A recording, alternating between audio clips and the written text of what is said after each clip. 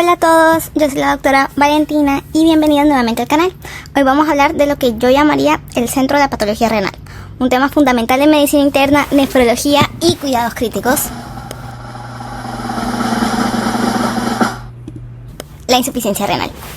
Hoy vamos a ir entendiendo cómo se produce la lesión renal aguda, por qué algunos pacientes se recuperan y otros evolucionan hacia enfermedad renal crónica y cómo el riñón enfermo termina afectando prácticamente todo el organismo.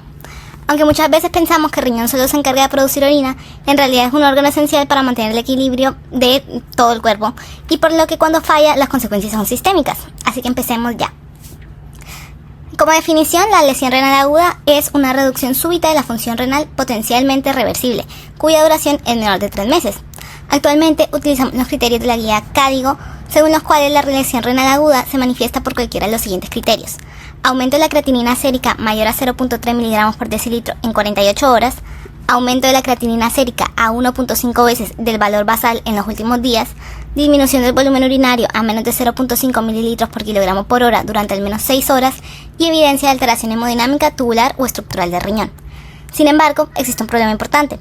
Para estos diagnósticos, obviamente vemos que se pide la creatinina basal del paciente y muchas veces no la tenemos a mano, lo que dificulta y atrasa el diagnóstico.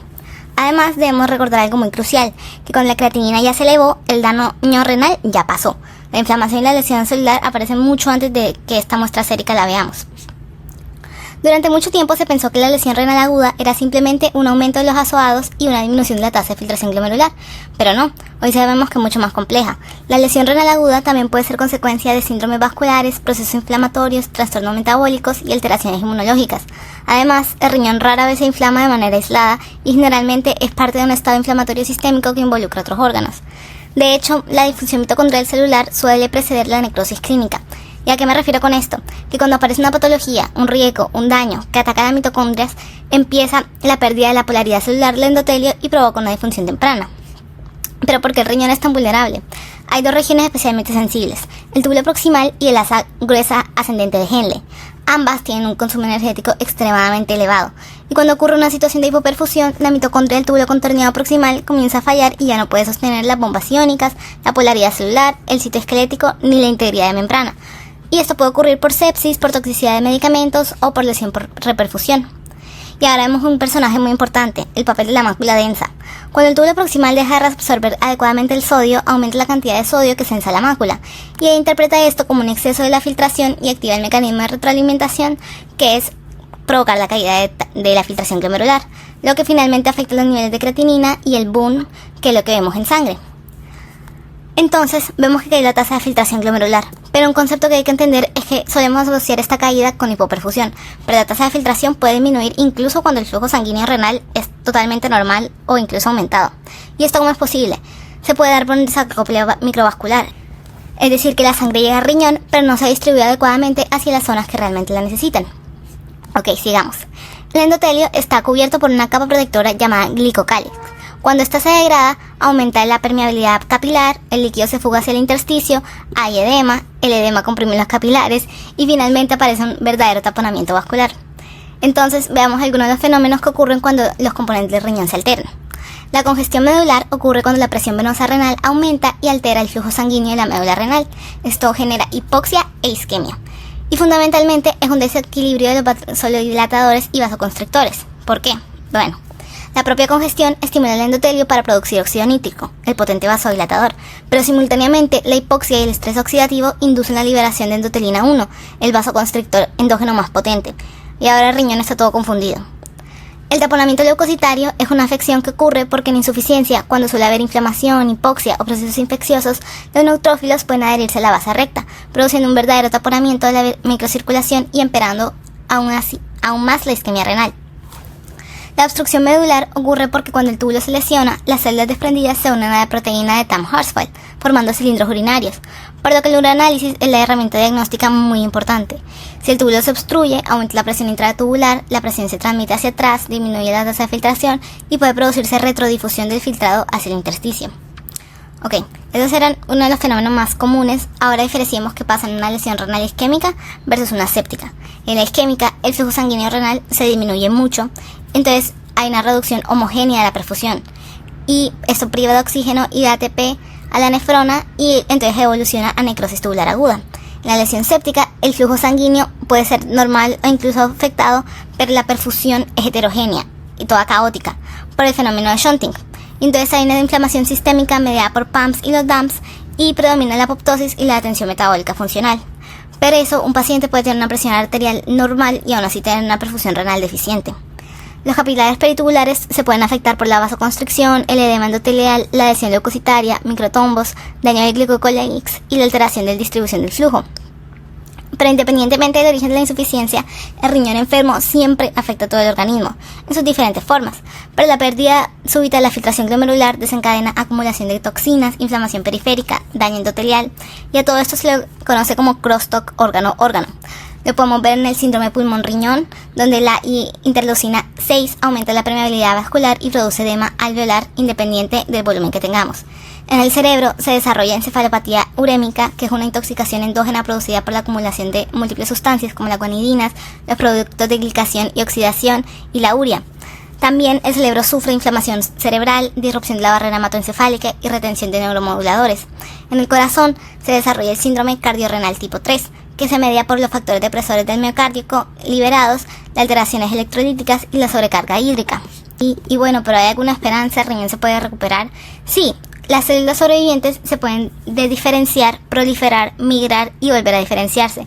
Y así de esta forma restauran la integridad epitelial y la polaridad. Pero también puede ocurrir lo contrario. Puede que decidan caer en arresto celular en la fase G2 y hay una producción sostenida de los factores profibróticos con transición epitelial mesenquimal. Así lesiona la lesión aguda a enfermedad crónica. Entonces deben entender la lesión renal también como un síndrome inmunológico. Las células dañadas o necróticas liberan DAMPs, lo que activa la inmunidad innata. El endotelio expresa moléculas de adhesión, migran los leucocitos, aparece el edema intersticial y aumenta el daño tubular. Como adaptación hemodinámica, las nefronas que sobreviven intentan compensar la pérdida funcional por vasodilatación eferente, vasoconstricción eferente y una hiperfiltración compensatoria. Pero a largo plazo, esto aumenta la presión intraglomerular, incrementa el estrés de cizallamiento y se distienden los podocitos. Aparece la proteinuria y se acelera la destrucción glomerular. Pero entendamos que la célula tubular entra en modo de supervivencia. Para ahorrar ATP, la célula ahora puede disminuir su actividad metabólica, lo que le ayuda a sobrevivir por un tiempo, pero sacrifica la función renal. ¿Y qué consecuencias vemos de la falla renal? Bueno, el riñón deja de excretar adecuadamente el potasio, el ácido, el fósforo, la creatinina y el agua, y entonces con esta acumulación en el organismo vemos las manifestaciones clínicas de debilidad muscular, taquipnea por acidosis, náuseas, vómitos, anorexia, somnolencia, malestar general, hipotensión, y a nivel celular se altera el metabolismo energético y predominan las vías de estrés oxidativo. Además, se puede perder de manera irreversible la capacidad de concentrar orina, lo que lo llamamos isosostinuria. Cuando esta malfiltración se exacerba, observamos la toxicidad sistémica urémica, que sucede cuando los mecanismos adaptativos fracasan y se acumulan los solutos de retención de urea. Es muy grave porque la urea inhibe el cotransportador de 2-clorosodio-potasio, reduce la afinidad de la hemoglobina por el oxígeno y en altas concentraciones induce apoptosis y estrés oxidativo. Las toxinas urémicas también inhiben la eritropoyesis y algunas moléculas unidas a proteínas escapan a la diálisis convencional e inhiben la producción de óxido nítrico mediante la vía del ATMA, lo que causa disfunción endotelial profunda, aceleración de la aterosclerosis y retención de citoquinas y hormonas que perpetúan la disfunción multiorgánica. Y digamos que no pudimos resolver a tiempo de la lesión aguda, que progresó, se acumularon los daños y ya estamos frente a una enfermedad renal crónica. Se define cuando ya se sobrepasó una duración de más de 3 meses y se caracteriza por daño estructural o funcional persistente. Los criterios diagnósticos incluyen una tasa de filtración glomerular menor a 60 ml por minuto, una albuminuria mayor a 30 mg por día, alteraciones estructurales y alteraciones sedimentarias en el uroanálisis.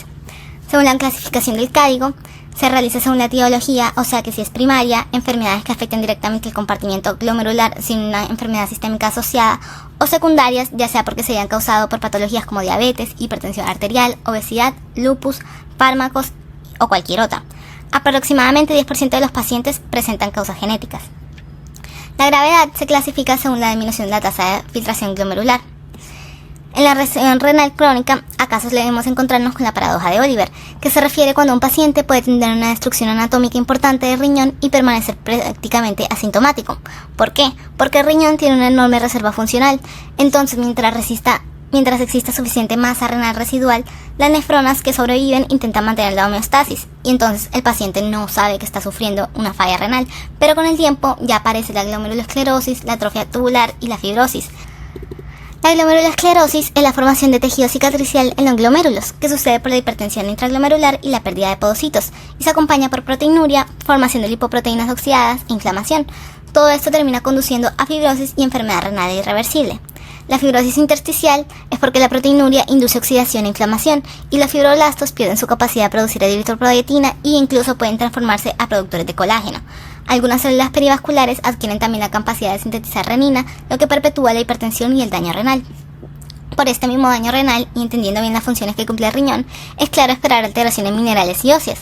A medida que disminuye la tasa de filtración, se retienen fósforos, solutos y toxinas, y el organismo responde aumentando la PTH y el factor de crecimiento de fibroblastos 23, cuyo objetivo es eliminar fósforo, pero ocasionando al mismo tiempo disminución de la vitamina D, hipocalcemia, hipertensión y ostodistrofia renal. Y ya podemos concluir. La lesión renal aguda y la enfermedad renal crónica no son entidades completamente separadas, sino una bola de nieve. La lesión renal aguda se puede resolver completamente, pero también puede dejar cicatrices, fibrosis y desencadenar una enfermedad renal crónica progresiva. Por otro lado, la enfermedad renal crónica es mucho más que una disminución de la función del riñón. Es un estado sistémico que afecta al corazón, al cerebro, al sistema inmunológico, al metabolismo óseo y prácticamente todos los órganos. Y ya, gracias por acompañarme en este video. Si te gustó la explicación, compártela con tus estudiantes y amigos y profesionales de la salud. Hasta luego, chicos.